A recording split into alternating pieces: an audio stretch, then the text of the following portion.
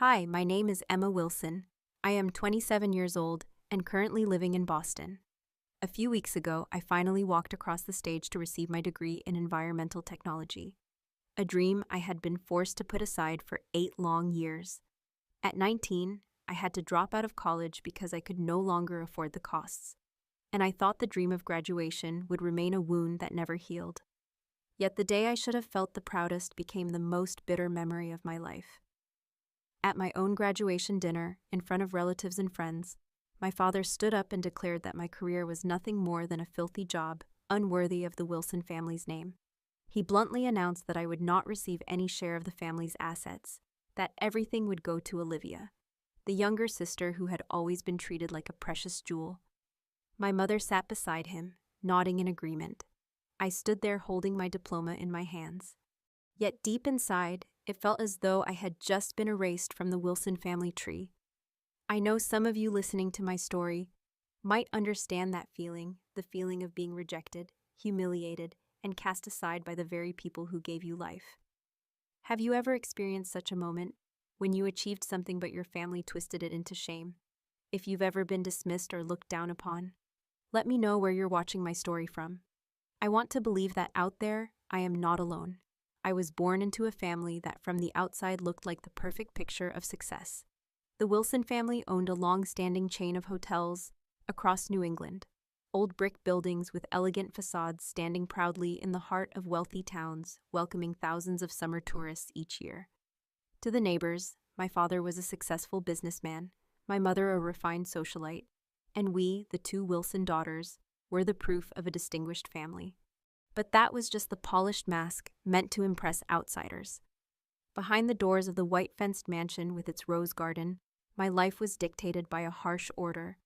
All the light was reserved for Olivia, and I was nothing but a shadow. Olivia was 2 years younger than me, yet from childhood she was treated as the family's treasure. My parents were endlessly proud of her delicate looks, her polished manners, and most of all, her early fascination with business, a perfect reflection of my father's dream of a successor. I remember vividly how when we were children, he would sit with Olivia every night telling her stories about the first hotel my grandfather built, about how the Wilson name became a legacy. Olivia's eyes would shine with excitement, hanging on every word, while I sat in the corner, feeling like a spectator at a play written entirely for my sister. The bitterest part was that no matter how hard I tried, my parents refused to see me. I was a top student, always near the top of my class, and I had been accepted into a prestigious university to study environmental science, a field I had loved since I was a child. I still remember designing recycling projects in high school or volunteering with friends to clean up beaches, and the joy I felt knowing I was contributing, however small, to protecting the planet. That joy meant more to me than any gift, but in my parents' eyes, none of it had any worth at all. When I sat in front of them, holding out my acceptance letter and asking for financial support to pursue the field I loved, I truly believed I had a chance to prove myself. But my father only gave a cold laugh, his voice sharp as a blade. "Don't waste money on trash collecting. If you study business like Olivia, we'll pay. But if you insist on following that filthy path, you're on your own." My mother sat beside him, not objecting, only nodding in quiet agreement. Those words fell into the vast room like a verdict.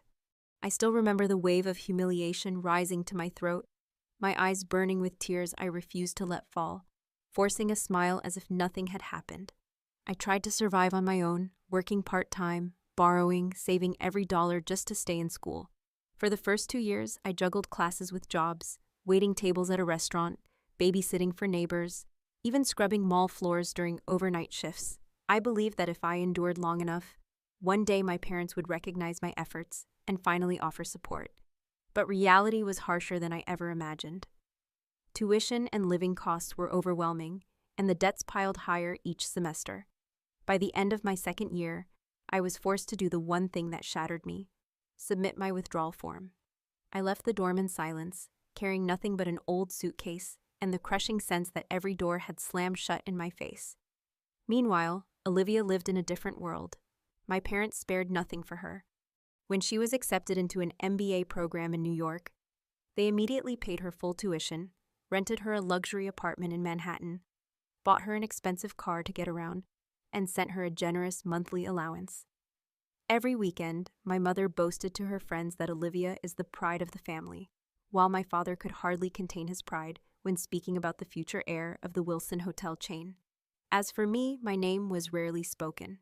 At family gatherings, whenever someone asked what I was doing, my father would dismissively answer, "She's still wandering around, nothing worth mentioning." Oak, I must have asked myself 1,000 times, why me? Why am I not valued the way Olivia is? What did I do wrong to be treated like an outsider in my own family? Through my entire childhood and into my adult years, I never received an answer. I only knew one thing. Inside the Wilson house, the place that should have been my safe haven, I never once felt like I truly belonged.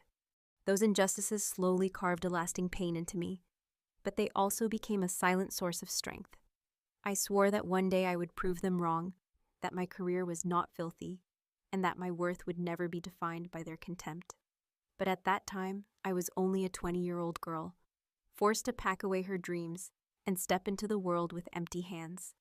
And it was in that darkness that I began the first steps of my own journey toward independence. When I dragged my old suitcase out of the dorm in my sophomore year, I knew I would never return to my parents' house in the Boston suburbs. I had already endured enough cold stares, dismissive words, and the feeling of being treated as a burden. I chose to go in a different direction, even though that direction offered nothing certain except a cramped rental room and the little money I earned from manual jobs. I worked as a waitress at a small Italian restaurant near the city square, each shift running from 4:00 in the afternoon until midnight, my shirt drenched in sweat from rushing between tables. During the day, I took cleaning shifts at a shopping mall, pushing a heavy mop and breathing in chemical fumes that made me nauseous.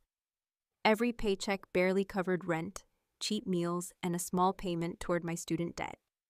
Some nights, I sat curled up in that tiny room, the dim yellow light casting uneven shadows on the walls, asking myself if this was all my life was going to be. Yet, life often takes its sharpest turns in the smallest moments. One day, while helping with a beach cleanup, a habit I had kept since high school, I came across a group of students testing a plastic recycling project. They used a small press to turn discarded plastic bottles into crude building materials. Curious, I joined in to lend a hand. By chance, a volunteer filmed the process and posted it on YouTube and TikTok with the caption, "The janitor girl helping turn trash plastic into building bricks." The video unexpectedly went viral, reaching hundreds of thousands of views in just a few days. I could hardly believe that the image of a tired girl with chemical stains on her clothes could make so many people pay attention to an environmental story. That moment sparked an idea in me. If one random clip could spread so widely, why couldn't I turn it into something real? I started learning how to film, edit, and create content. I launched a personal channel to talk about environmental issues in a way that felt simple and practical. I shared tips on easy recycling at home, explained why waste separation mattered, and showed how to turn kitchen scraps into fertilizer. At first, only a few dozen people followed, mostly old friends, but gradually the videos began to spread. I had nothing but sincerity and a genuine love for the environment, and perhaps that was exactly what reached people's hearts. After 2 years of persistence, my channel had gained hundreds of thousands of followers. I was invited to small green entrepreneurship seminars, and local schools began asking me to speak to their students. More importantly, I started to find a community that believed in the values I pursued. Many viewers messaged me to say they had changed their daily habits, started sorting their trash, reduced single-use plastics, or joined cleanup groups. Each message felt like a quiet encouragement, reminding me that the path I had chosen was not meaningless, even if my family still dismissed it as a filthy job. From creating content, I began to dream of something bigger, turning recycling ideas into a real business. At 24, together with a few like-minded friends, I founded Green Path Solutions, a startup dedicated to researching and producing building materials from recycled waste. In the beginning, we worked out of a rented garage using outdated machines that broke down constantly. I remember freezing winter nights when the whole team huddled together against the cold, experimenting with formulas while sipping instant coffee to stay awake. Little by little, the first bricks made from recycled plastic were born, sturdy enough to build a small wall. At first, Green Path was just an unknown name, but with the support of the community, we started raising funds. I launched a crowdfunding campaign online telling my own story, from being rejected by my parents to building value out of waste. To my surprise, thousands of people contributed not only because of the product, but because they saw in us a belief in a sustainable world. The money raised was enough to buy new equipment, rent a small workshop, and hire more workers. A year later, an environmental fund in Boston noticed our project and decided to invest. That was the turning point, transforming Green Path from a fragile startup into a recognized company in the recycling industry. As the company grew, we secured contracts with several construction firms to supply recycled plastic materials. I began to earn a stable income, rented a comfortable apartment of my own, and for the first time in my life, I no longer had to worry about every single bill. I also made it a priority to hire young people who had faced hardships like I once did, giving them the chance to work in an environment built on respect and creativity. Watching them grow each day, I felt as though I was finally building the kind of family I had never truly had. Then, when Green Path had finally become stable, an old thought returned. I remembered the unfinished dream, the college degree I was forced to abandon at 20. I realized it was time to close that wound. Not to make my parents proud, not to prove anything to Olivia. I needed to finish it for myself, for the young woman who once cried in a tiny rented room, believing her life was already over. So I reapplied to the university and registered to complete the credits I had left behind. Returning to campus, I was no longer the 19-year-old student I once had been. I was older, more grounded with real-world experience and a career of my own. I sat in lecture halls listening to professors explain new technologies in the field, and I felt every cell in my body light up. I submitted research papers on recycled materials using data from my company, and my thesis received high praise. My classmates saw me as an example, and my professors respected my perseverance. On the day I walked across the stage, I wasn't just Emma Wilson, the 27-year-old who graduated late. I was living proof that a detour can still lead you to the finish line, that no one has the right to decide the value of your life, but you. I held the diploma in my hands, my heart racing, and in that moment, I whispered to myself, at last, I did it. That graduation day, I hoped it would be perfect, a milestone to close the chapter of hardship and open a new path forward. I organized a small celebration after the ceremony, renting a cozy restaurant by the Charles River, decorated simply with green and white ribbons, the colors I always associated with the environment and renewal.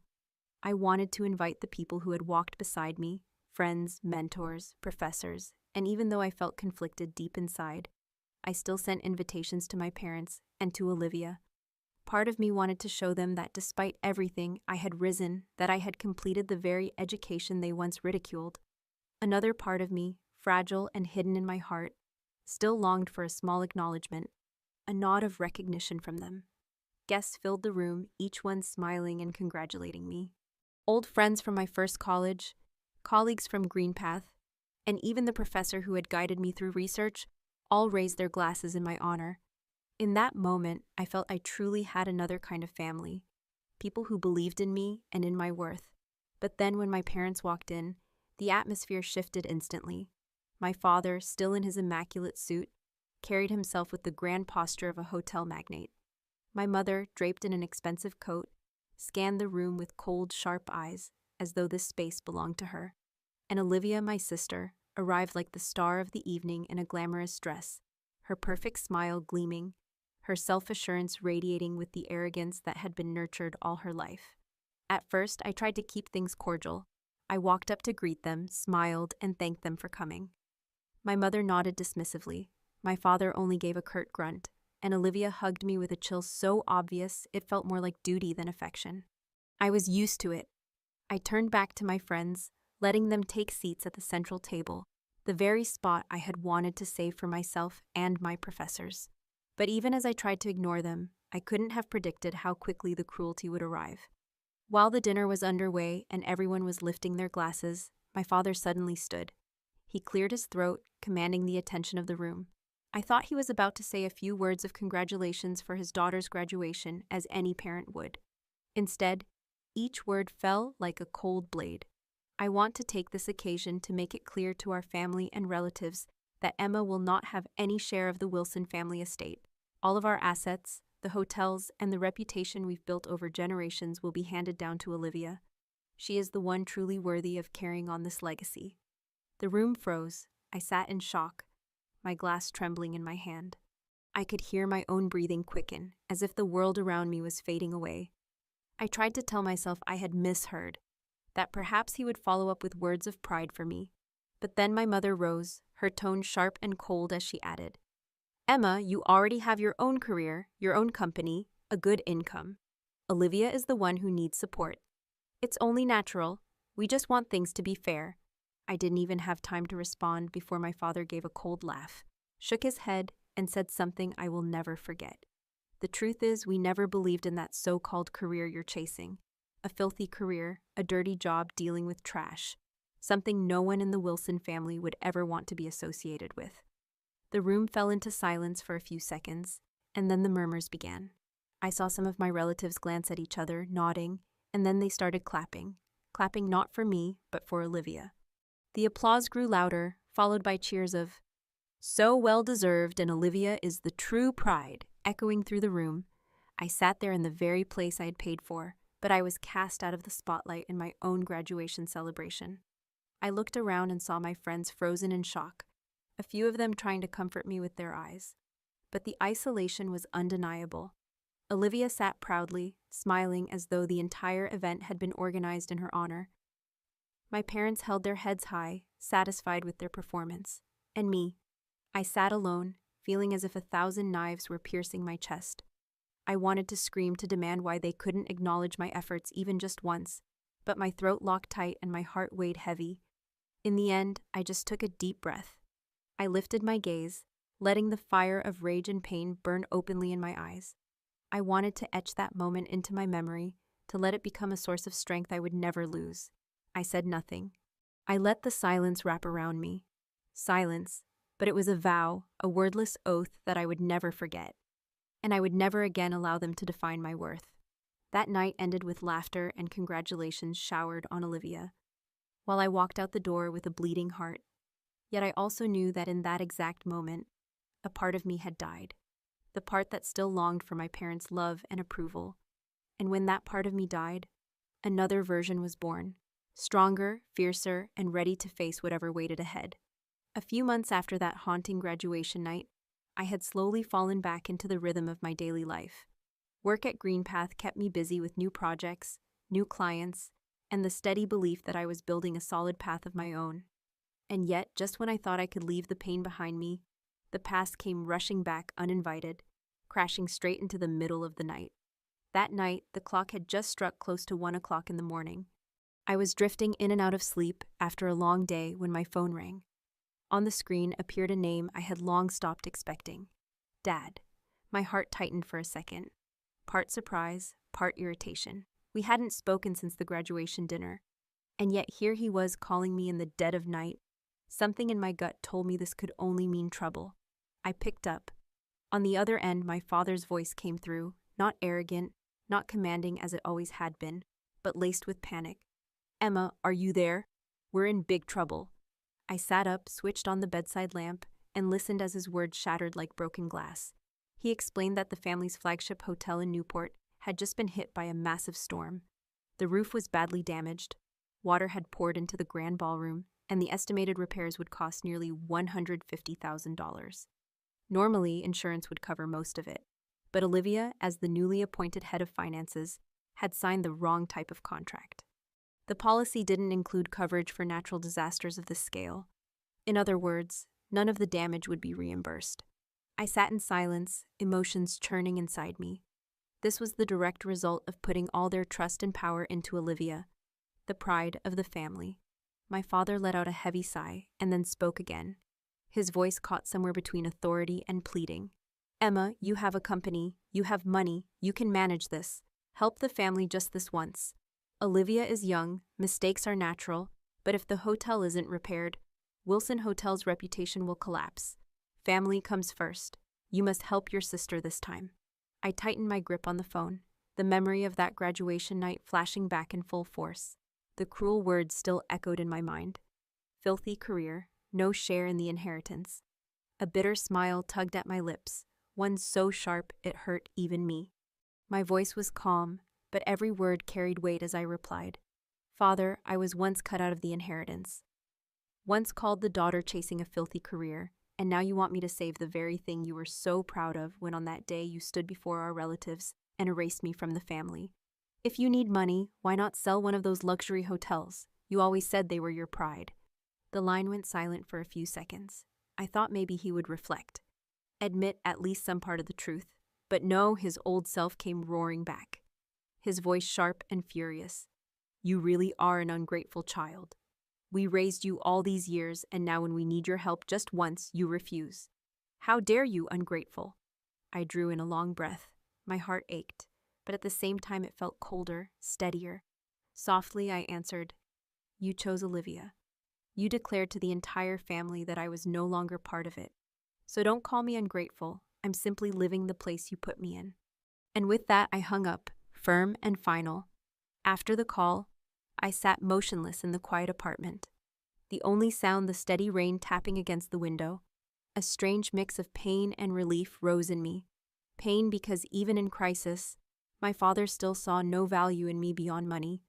Relief because at last I had found the courage to speak plainly, to refuse instead of carrying yet another burden that was not mine. But I knew this wasn't the end. A family so steeped in pride and favoritism as the Wilsons would not easily accept rejection. That night, I closed my eyes but could not sleep. Deep down, I knew the real storm was only just beginning. The next morning, as I returned from Green Path with files still in my hand, I froze at the sight in front of my apartment door. 3 familiar faces I least wanted to see. My father, my mother, and Olivia. They hadn't called, hadn't warned. They had simply appeared as if my home was still theirs to walk into. The moment she saw me, my mother stepped forward, her high heels striking sharply against the hallway floor as though to announce her presence. My father stood behind her, arms folded, his face dark with anger, his eyes glaring. And Olivia, she stood in the middle, her eyes red and swollen, clutching her purse tightly, looking both miserable and afraid. I sighed, unlocked the door, pushed it open, and said coldly, Whatever you want to say, come in. But don't expect me to make coffee or tea. They stepped quietly into my small apartment, not wide or luxurious like the Wilson mansion, but the only place where I truly felt safe. My parents glanced around, their eyes carrying a hint of disdain, while Olivia sat down on the sofa, her head bowed. My mother was the first to speak. Her voice tried to sound gentle, but I could hear the urgency pressing beneath each word. Emma, your father already explained last night. The family is on the brink. You have a company. You have resources. And $150,000 isn't that much for you. If you don't help, the hotel will collapse. The family's assets, the honor we've built for generations, it will all be gone. She paused as if waiting for me to soften. I sat across from her, arms folded, staring directly into her eyes. A bitter wave rose inside me. Years ago, when I begged them for just a little help to continue my studies, even a few thousand was called wasteful, throwing money into something meaningless. And now, $150,000 was spoken of as if it were a feather's weight, simply because it concerned Olivia. My words came slow and sharp, each one like a blade. When I needed support to keep studying, you said no. When I was mocked, called the daughter chasing a filthy career, you stayed silent. And now you dare to stand in my apartment and say, $150,000 is nothing to me. I'm sorry, but I am not an open wallet for you to drain whenever you please. At that, Olivia broke down crying. Tears streamed down her face, her shoulders trembling. She lifted her gaze toward me, pleading, Sister, I was wrong. I wasn't careful when I signed the contract. I didn't mean to. I know I dragged the hotel and our parents into this. Please just save me this once. I promise I'll never make another mistake. She reached out her hand, desperate, as if hoping I would take it. For a fleeting moment, something in me stirred, memories of us as children rushing back. But then I remembered the times she smirked in satisfaction at our parents' favoritism, the victorious gleam in her eyes whenever I was pushed aside. I drew in a long breath, fixed my gaze on her, and answered coldly, Olivia, consequences are the price everyone must pay. Each person is responsible for their own choices. I have no obligation to save anyone here, especially after what you and our parents have done. The air in my apartment grew so tense it felt ready to explode. My father slammed his hand on the table, his voice booming like thunder. "You are nothing but ungrateful. You're just a failure we picked up and raised. Without this family, you'd be nothing." His words came out like venom. His face flushed red, his eyes burning into me with fury. I stayed seated, but inside me, rage erupted like fire. I remembered the nights I scrubbed floors alone, the coins I scraped together to pay tuition, the times I stood outside a store, watching Olivia receive a luxury car from them. I remembered every insult, every time I was called filthy. And now they dared to say I was nothing without them. I rose to my feet, standing face to face with my father, my eyes locked on his. "You're wrong. I don't need this family to define my worth. I stood up on my own, built my company with my own hands, and finished the dream you crushed. If there's anyone here who is nothing without the Wilson name, it isn't me." The room went still. My mother froze. Olivia sobbed through hiccups, and my father staggered back, too enraged to form another word. I walked to the door, swung it wide open, and motioned firmly, "Out." When they didn't move, I said again, my voice sharp and final, "I won't say it twice. Get out of my home." Slowly, reluctantly, they rose, carrying with them a humiliation they had likely never tasted before. My father muttered curses under his breath. My mother tugged Olivia's arm, and my sister turned her tear-streaked face toward me, but I felt nothing anymore. As soon as they stepped outside, I slammed the door shut. The echo thundered through the hallway like the final punctuation mark to every tie that remained. I stood there, my back against the door, my heart pounding. Tears welled in my eyes, but they weren't born of regret. They were tears of release. For the first time, I had spoken every truth, claimed my power, and broken free from their control. And with that door closed, I knew I had entered a new chapter 1 where I stood only on my own, leaving no space for the Wilson family's poison. I thought the story ended when that door slammed shut, but I underestimated Olivia. She had never accepted failure, least of all failure at my hands. The sister she had been taught all her life was beneath her, useless. A few days after that confrontation, the storm truly began. And this time, it wouldn't be confined to 4 walls. It would spill out under the eyes of millions of strangers. One Monday morning, just as I arrived at the Green Path office, my assistant came rushing in with her phone clutched tightly in her hand. "Emma, you need to see this right now." On the screen was a Facebook post from Olivia's own account. A long emotional caption stretched across the page, paired with old family photos. In it, she spun an entirely different story, that our frail, aging parents had been cruelly turned away by me, that when they came to my door, I had heartlessly thrown them out into the storm. She painted me as a cold-blooded woman who valued money over family, who ignored the desperate pleas of her little sister asking for forgiveness. The post ended with a line dripping in sentiment. "Sometimes success makes people forget their roots. Family is supposed to be everything, but to my sister, it's only a burden."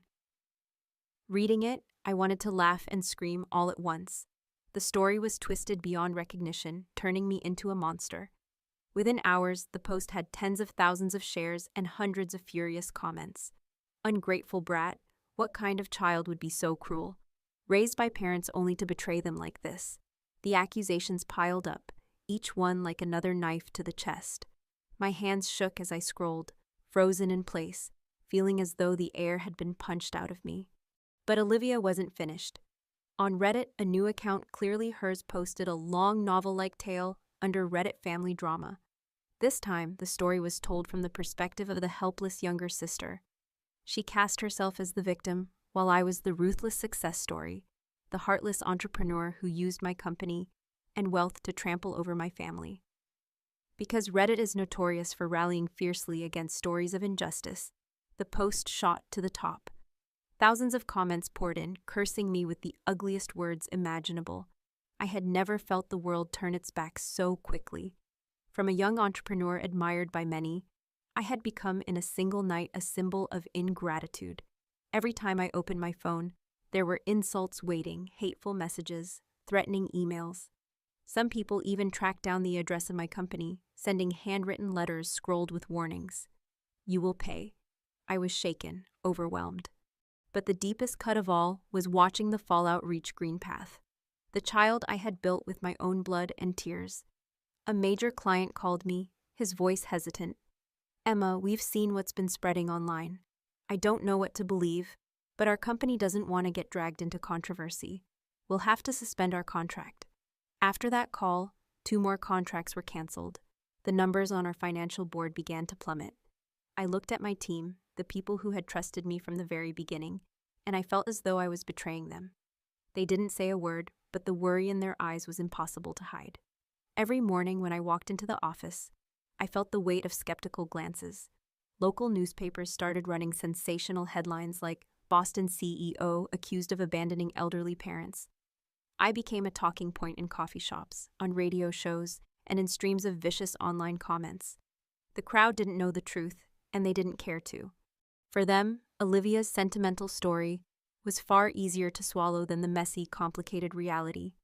At night, I lay in bed, my phone buzzing endlessly with new notifications. Every time I opened it, another storm of hatred poured out. "Trash. You don't deserve to be human. Hope your company goes bankrupt." I clutched my head, tears soaking my pillow.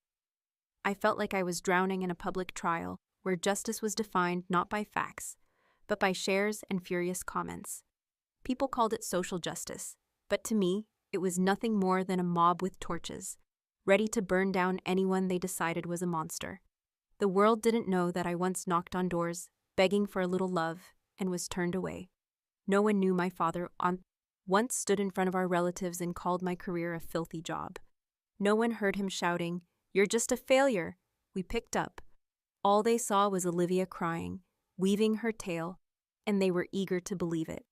In those days, I had to learn silence. Every rebuttal was twisted. Every attempt to explain only fueled the mob's rage.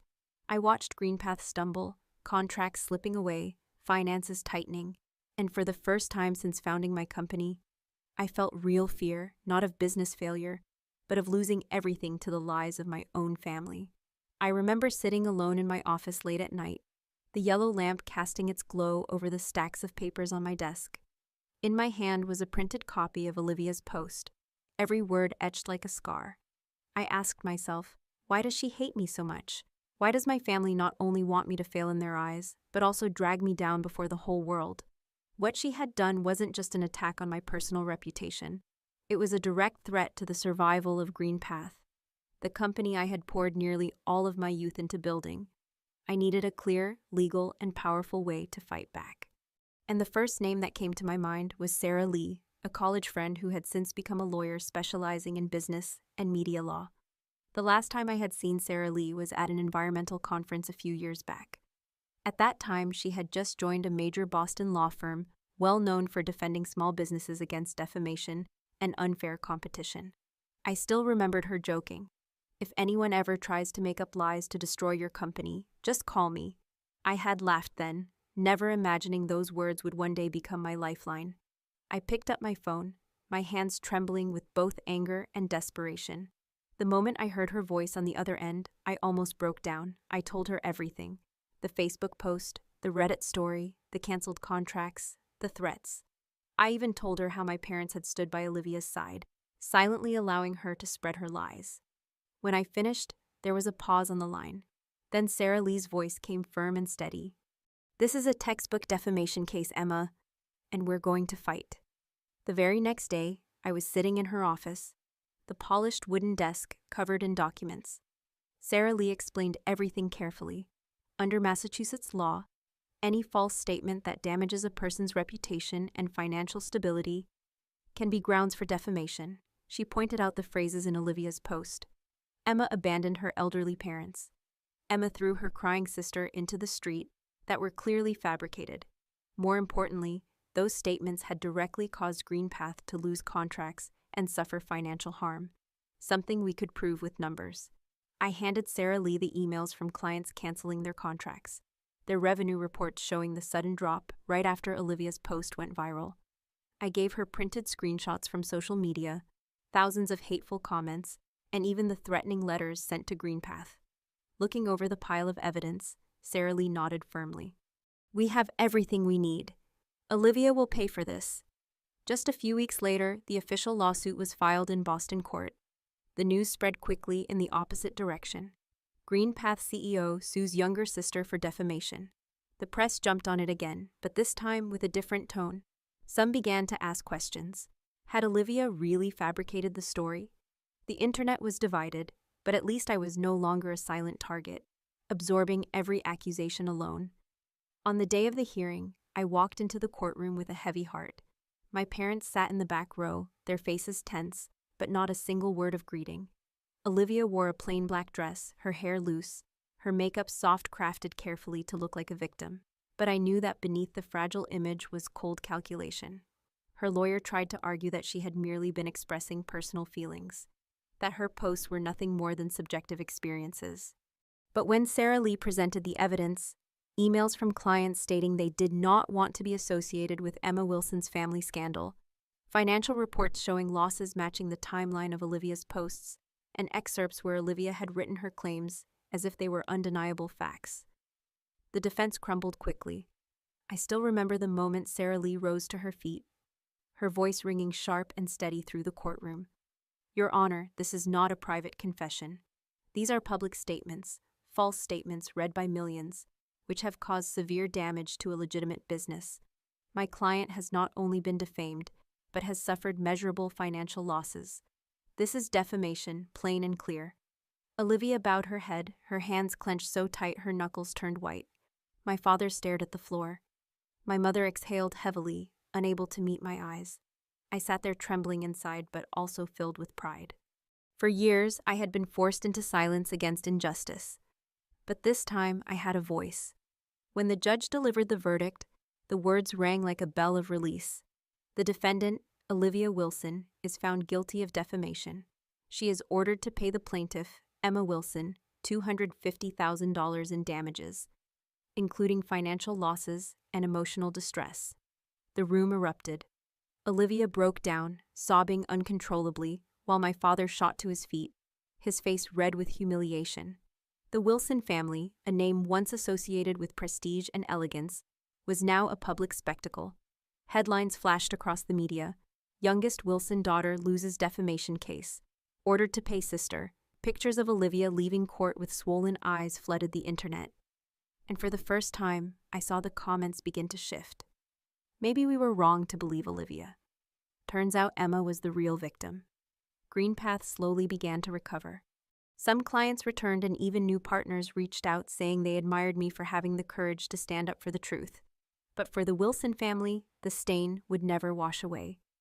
$250,000 wasn't a devastating amount for a hotel chain, but the real loss was their dignity, the image of a distinguished family they had spent decades building. That evening, when I returned to my apartment and sat quietly by the window, I felt both relief and sorrow. I had won, but the victory wasn't sweet. Somewhere deep inside, I had still hoped my family might change, might finally understand me, but reality proved otherwise. They only recognized my worth when they were forced to pay the price. I closed my eyes, took a deep breath, and whispered to myself, "This is only the beginning. We'll never let them define me again." And I knew after this trial, the Wilsons would only sink deeper. What followed was nothing short of an earthquake for the Wilson family. News of Olivia losing the case and being ordered to compensate me spread across Boston and New England. The press, once eager to praise Wilson hotels, the symbol of luxury, now splashed headlines dripping with irony. From prestige to scandal, the Wilsons collapsed under their own weight. Images of my parents leaving court, faces hollow and broken, Olivia wailing in her lawyer's arms, flooded social media as objects of ridicule. Gossip swirled endlessly, and for the first time, the Wilson name no longer meant glamour, but failure and greed. Soon, the rumors became reality. To pay the damages and keep cash flow alive, my parents were forced to sell off part of the hotel chain. One of the oldest hotels in Rhode Island, the very heart of the brand, was sold to a real estate conglomerate. The news sent shockwaves through the extended family. The same distant relatives who once fawned over them now turning away. Loyal customers withdrew, and many longtime employees resigned. My parents, once standing tall at charity galas, adored by society, were reduced to mockery. I watched it all unfold from a distance, wrapped in a strange silence. I didn't feel joy and I didn't feel vindication. I only felt emptiness. Perhaps because I had seen this ending coming for years. A family built on favoritism and arrogance was bound to collapse sooner or later. The trial had only been the final nail in the coffin. One winter morning, as Boston lay under a blanket of icy fog, I heard a knock at my apartment door. When I opened it, I saw my mother.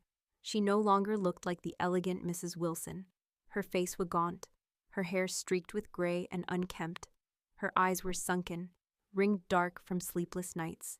In her hand was a worn, shabby purse, nothing like the designer bags I had grown up seeing her carry. "Emma," my mother's voice trembled. "Your father, he's in the hospital." His heart gave out after these stressful months. "The doctors say he needs emergency surgery, about $20,000. Can you help? No matter what, he's still your father."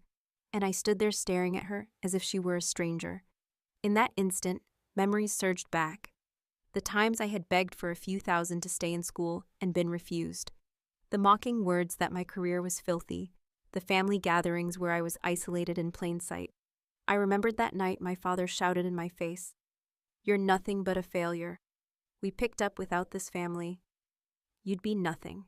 And now here they were standing at my door, begging for every dollar to salvage their pride and his life.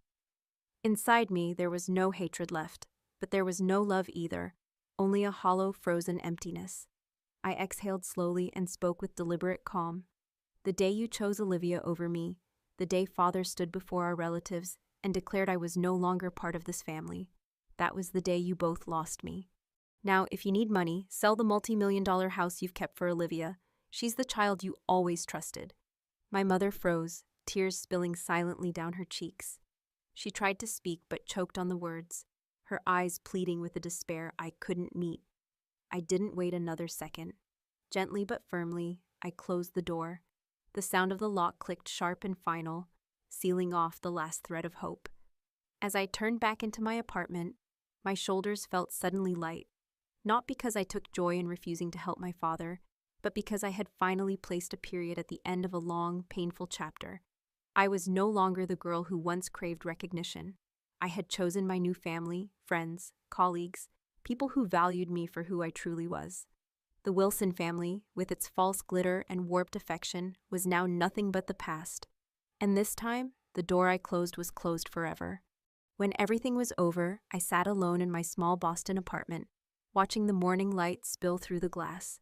I thought about all that had passed, a childhood spent in the shadow of contempt, the dream of education I once had to abandon, the nights I scrubbed floors in chemical fumes, the company I built from nothing, and the battles I had fought against my own blood. I had endured enough bitterness to understand one simple truth, one that is never easy to accept. Family is not where you are born, but where you are respected. Blood cannot excuse cruelty. It cannot be the chain that binds you to lifelong submission. I know there are many people like me, those who have been rejected, pushed aside simply because they did not fit into the mold their parents had created for them. I want to tell you this: being rejected does not mean you are worthless. Your worth does not depend on someone else's gaze, and it certainly does not depend on the approval of a family warped by favoritism. It lives in your own actions, your own effort, and the choices you make every single day. I was once called the daughter chasing a filthy career. Yet, that very career gave me independence, dignity, and a community that truly values me. I also want to emphasize something. It took me nearly all of my youth to learn. Setting boundaries with a toxic family is not selfish. It is survival. Many believe that cutting ties or refusing your parents is a sin, but the real sin is allowing yourself to continue being trampled, exploited, and broken in silence. When I dared to close the door on my parents, it was not an act of hatred. It was an act of protection from the endless cycle of old wounds repeating themselves. Today, I have built for myself a new family, not from blood, but from trust and respect. They are my colleagues at Green Path who worked with me through freezing winter nights. They are the young employees I hired when no one else would give them a chance. They are the friends who did not turn away when the internet overflowed with lies, but instead stood beside me and affirmed their belief in who I am. They have become my foundation, the place where I have found comfort and love that is genuine. And if you listening to my story have ever been belittled by your family, ever felt lost in the very home that should have sheltered you, remember this. You can leave and you can rebuild your own worth. Don't let anyone call you useless. Don't let anyone define your life through their favoritism or selfishness. You deserve a place to call family, not because it shares your blood, but because it is where people truly see you and honor you.